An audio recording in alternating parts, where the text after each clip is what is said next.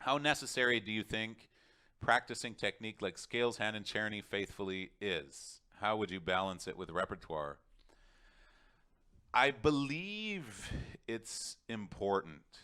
Maybe especially at certain levels, because once you start to play difficult pieces like Chopin etudes, you don't necessarily need to do the Hanon, or the Czerny. Although there's some Czerny etudes that are really hard, and you get something out of learning etudes. So I think it's a good idea to always have some kind of etude, even at relatively easy levels. You just start picking simple etudes. Czerny is tons of them. Hanon, according to Rachmaninoff, Hanon was he thought that was crucial for pianists to learn to, you know, develop their virtuosity. Hanon was great, he said. So, and I like to use Hanon not only as a technical exercise. So Hanon are these exercises that go,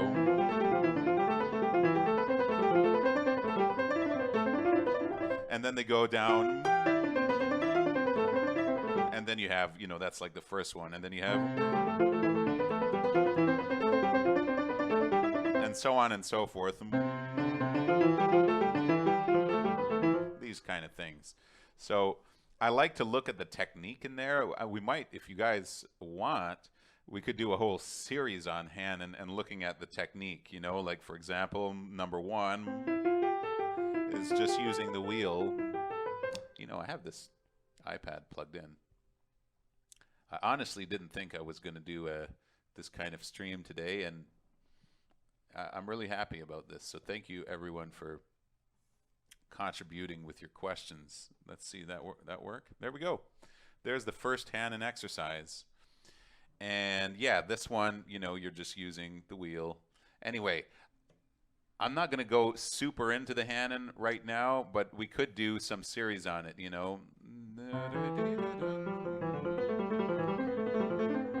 Some of them have more wheel, some of them have no rotation, some of them have only rotation, usually a combination of the two, and it's just knowing where to put it. So it can be good for practicing the technique, but also for like kind of more, getting the notes down, technical stuff as well.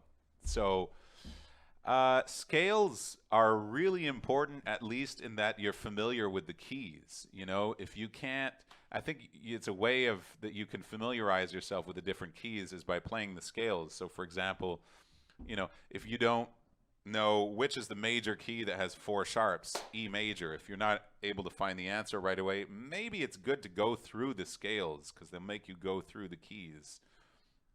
As far as just, being able to play the scales, well, good, like gradually year by year. I think scale practice, metronome is essential. Really, really, really essential.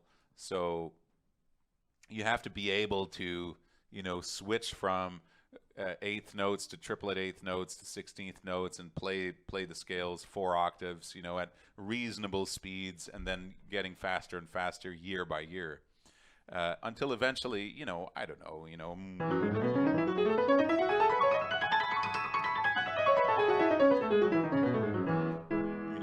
that's a nice speed. And of course, you're gonna, if you get to, the really high levels, you'll encounter scales that you have to play much faster like that, like at the end of the Chopin Fourth Scherzo, something like that. So you have those scales, So yeah, I think it's all important, and once you can tackle some more difficult Czerny etudes, go for it. And Chopin and Liszt as well, and they're not the only ones. There's another guy, I can't remember his name. It's a German who wrote all these etudes. Again, Rachmaninoff talked about this composer, that his etudes were up there, as far as, in his estimation, up there with Chopin's etudes, but no one still really knows him today. So. Al K. Hanon for the Virtuoso Pianist. Yeah, I remember that book. I remember that book, playing Hanon. It's not bad. So, I kind of do Hanon, when you're like in the level 4, 5, 6, 7, and then kind of drop it after because you're doing other stuff. So Hanon is great, and when I read that thing by Rachmaninoff that he thought Hanon was the shit, then I thought it gave me a little extra, put a little extra value on those Hanon exercises for playing virtuosically. So that's it. Bye, everybody. Take care. See you in the next stream. Come to my masterclass. When you come to my masterclass, you're going to play me all this stuff you're working on, or not because you're too shy and you'll just watch, and that's okay. Don't forget to like the video, like the stream if you're watching. That's always helpful for me. Or subscribe if you haven't. And see you in the next stream. Peace. Adios. Over and out.